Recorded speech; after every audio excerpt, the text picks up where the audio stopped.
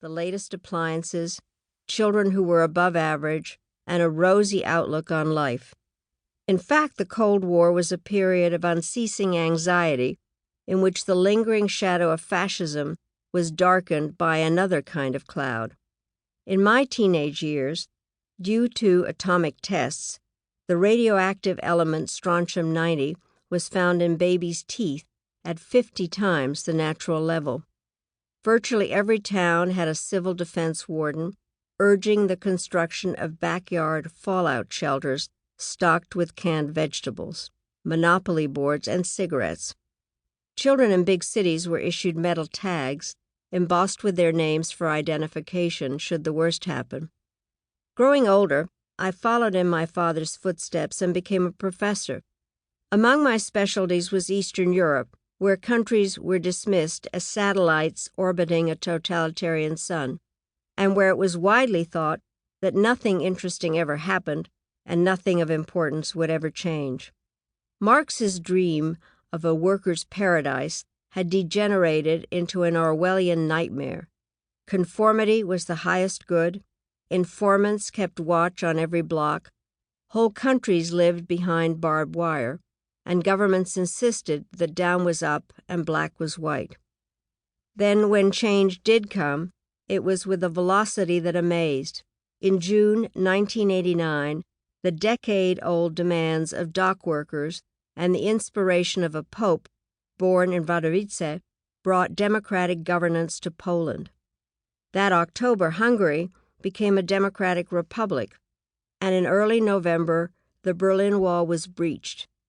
In those miraculous days, our television brought news each morning of what had long seemed impossible. I can still picture the decisive moments of my native Czechoslovakia's Velvet Revolution, so called because it was secured without the widespread cracking of heads or gunfire. The time was a frosty afternoon in late November. In Prague's historic Wenceslav Square, a crowd of 300,000 joyously rattled keys to emulate bells tolling the end of communist rule. On a balcony overlooking the throng stood Václav Havel, the valiant playwright who 6 months earlier had been a prisoner of conscience and 5 weeks later would be sworn in as president of a free Czechoslovakia. In that instant, I was among the many who felt that democracy had aced its severest test. The once mighty USSR, made fragile by economic weakness and ideological weariness, shattered like a dropped vase on a stone floor, liberating Ukraine, the Caucasus, the Baltics, and Central Asia.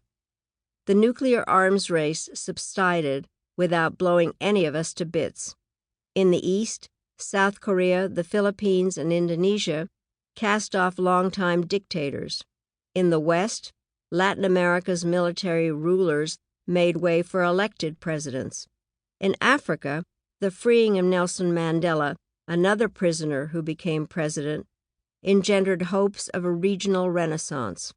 Around the globe, countries meriting the label democracy expanded from 35 to more than 100. In January 1991, George H.W. Bush told Congress that the end of the Cold War has been a victory for all humanity, and America's leadership was instrumental in making it possible. Across the Atlantic, Havel added, Europe is attempting to create a historically new kind of order through the process of unification, a Europe in which no one more powerful will be able to suppress anyone less powerful, in which it will no longer be possible to settle disputes with force. Today, more than a quarter century later, we must ask what has happened to that uplifting vision.